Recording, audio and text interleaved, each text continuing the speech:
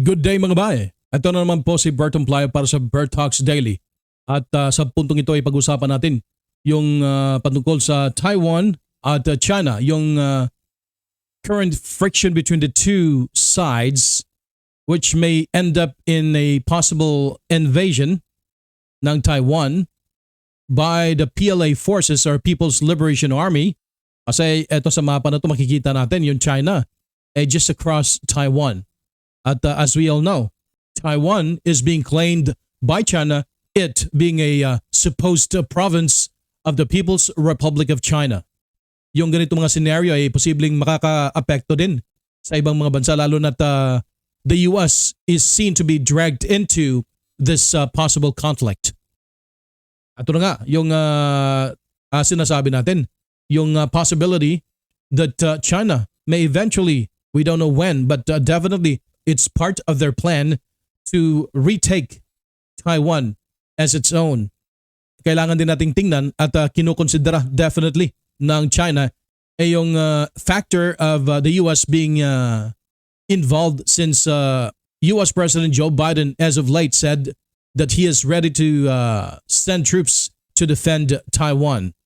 Yung US Navy forces sa Pacific are always there on standby to defend Taiwan. Bagay na makakapag-complicate sa plano ng China. So ngayon, alam natin na meron naman talagang existing na trade war between the United States of America and China at lalong-lalo na magiging komplikado ito pag mahahaluan ng military conflict between the two superpowers, United States of America and China.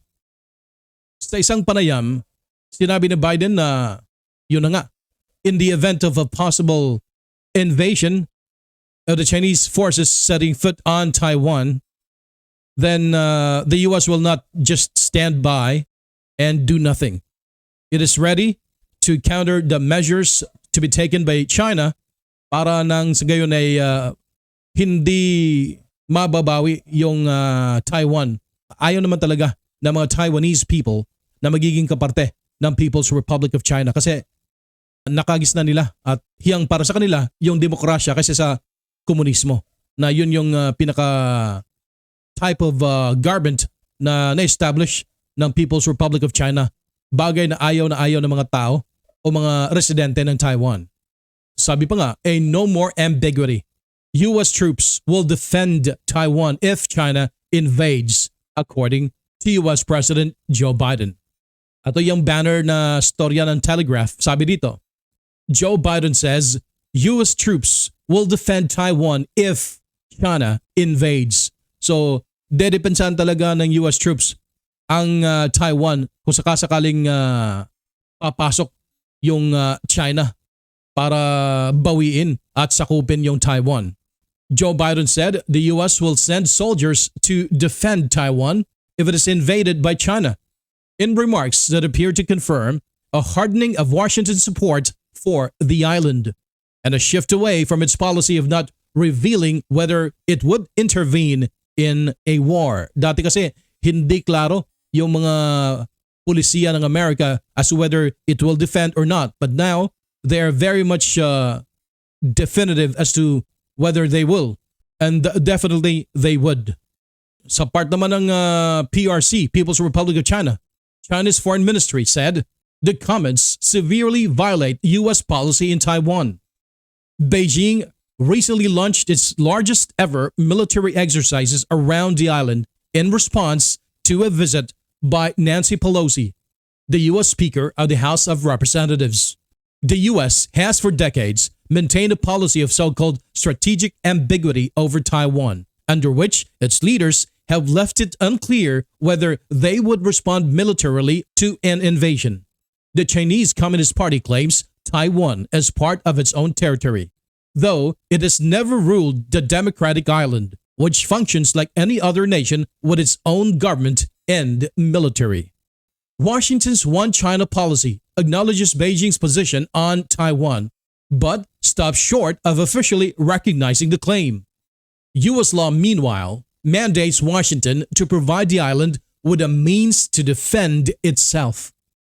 So ayon sa batas ng Amerika, ay kailangan talagang dedepensaan nila yung isla galing sa posibleng pangatake ng ibang bansa kagaya ng halimbawa yung China. So eto ngayon yung stand ng US, klarong-klaro. Ano? Since the Russian invasion last February of this year, yung lawmakers in Capitol Hill, they were asking the Biden administration to assist when China might do the same, like invading Taiwan, just like yung ginawa ng Russia sa Ukraine. The answer to the question was consistent from all across departments of the executive branch, that indeed Beijing would take Taiwan by force if necessary. But despite that, sabi pa nga, kahit pa mag-isa lang yung Taiwan na didepensa sa kanilang sarili, ay gagawin nila with or without the US help. But definitely, according to the US law, it says that they will have to support Taiwan to defend itself. Kaya nga maraming mga military equipments ang inaalaw ng US Congress na bilhin ng Taiwan galing sa Amerika. Kaya gano'n na lang ang paninindigan ni US President Joe Biden na depensaan yung Taiwan kasi hindi nila gusto na makapag-expand ang China beyond its current limits. Kasi magiging malaking problema yan para sa US ang expansion ng China. Ayaw ng US na magkakaroon ng malaking kompetensya. Kung titingnan natin yung mapa na to, ito yung kung saan nakalagay yung base militar ng Amerika at China. Yung pula belongs to China at yung blue naman ay sa US. Ito yung Japan. May base militar yung US sa Japan. Meron din dito sa South Korea. Alright? Meron sa, ito yung sa Guam. Sa Pilipinas, walang na-identify na US military bases kasi nga sinipa sila panahon ni Corazon Aquino. So wala pa silang na-establish na military base dito sa Pilipinas. Pero yung China, kasi nga malapit lang sa kanila yung Taiwan, yung mainland nila, ay maraming military bases. Simula sa Xinjiang, at ito yung sa Spratlys, malapit lang sa Pilipinas. Ito rin sa Ningbo, Chengdao. So ito, yung military bases ng China at US, meron din dito sa Malaysia na US military base. Alright? So ito, yung PLA Fleet Headquarters nila. Okay? PLA, People's Liberation Army Navy. PLA Navy. At itong mga aeroplano na to, ito yung mga air bases ng China sa People's Liberation Army Air Force.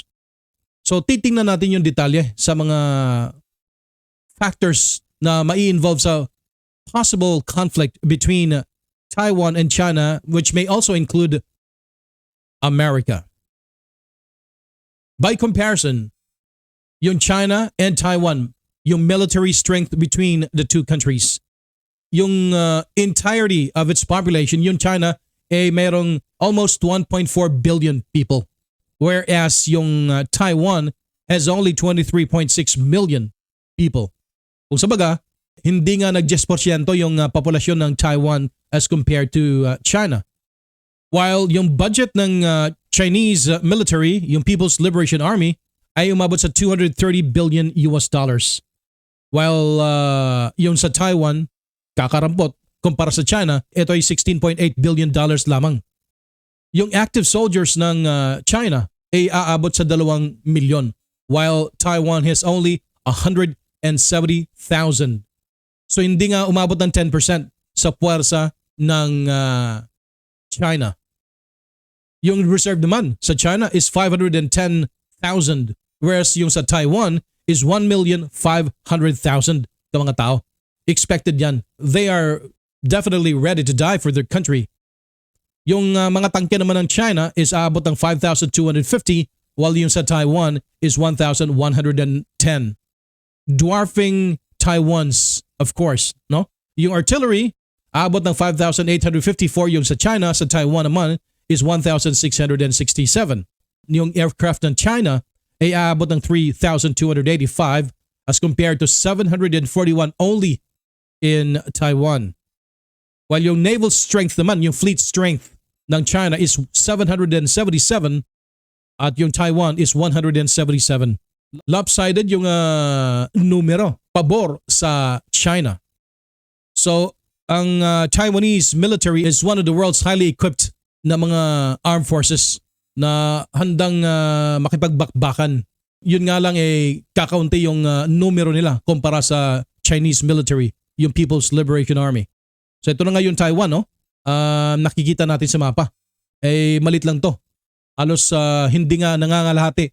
Almost half the size of Mindanao. So sa part ng US, hindi naman nila nire-recognize yung Taiwan bilang isang bansa kasi there's that long-standing policy na one China policy. Pero hindi rin nila binabaliwala o isinasantabi yung kagustuhan ng mga Taiwanese people to self-determination. Kung gusto nila magiging independyente na republika, karapatan ng mga Taiwanese people ang mag-establishar ng kanilang sariling bansa na hindi dependent at not part of the People's Republic of China. So, ang problema nga lang, medyo slightly, no, ay kakunti lang yung mga countries na nag-recognize sa Taiwan bilang isang bansa. Ang Pilipinas hindi kabilang doon kasi ang na-recognize ng Pilipinas yung China at hindi ang Taiwan. So, ilan lang to. Countries that recognize Taiwan. Ito lang yung Haiti, napakalit na bansa, Belize, Guatemala sa Latin America, Santa Lucia, St. Vincent and the Grenadines, and Tuvalu, Nauru, Palau, Marshall Islands. Kakunti lang na mga bansa ang nag-recognize sa Taiwan. Pati ang US hindi na-recognize ang Taiwan bilang isang bansa because they have this prevailing policy of one China policy, which is recognizing the mainland China as the sole representation of the people of China. Although yung Taiwan ay tinatawag nila ang kanilang sarili bilang Republic of China or ROC. But the US hasn't recognized it yet as an independent country. In fact, Taiwan is not part of the United Nations. So sa tanong kung kailan mag-invade yung China sa Taiwan, wala tayong kasagutan yan. Pero according to a study made in the US, they predicted that by 2027 or at least before the decade ends, doon papasok yung China sa Taiwan. Babawiin nila at gawing kaparte sa People's Republic of China or PRC. There will no longer be a Republic of China or ROC, the Chinese Taipei. Kung gaano katotoo at katigas yung paninindigan ni Joe Biden na dedepensaan yung isla ng Taiwan, it remains to be seen. That possible invasion of China to Taiwan will not only impact the US, China, and Taiwan, but definitely it will also impact or affect our country, the Philippines. Kasi malapit lang tayo sa Taiwan at friendly tayo sa US. Paano kung maghingi ng favor ang US na magiging launchpad yung ating bansa, lalo na yung Luzon, para kung saan ilulunsad nila yung puwersa nila from the Philippines to Taiwan to defend it from China. Mangyari niyan magagalit sa atin yung China. So depende na lang sa presidente natin kung sino man ang matatiyambahan, kung sino yung magiging presidente niyan sa panahon na i-invade ng China yung Taiwan. So hopefully he or she would be able to manage that kind of circumstance wherein the Philippines will be put in a place wherein parang magiging maiipit tayo between warring giants. That would be the US and China. So kung may komento kayo patungkol dito sa ating pinag-uusapan, maaari lamang na pindutin nyo yung comment section at i-share na rin at like ang ating video na to at lalong-lalo na pindot na rin yung subscribe button kung hindi pa kayo nakapag-subscribe.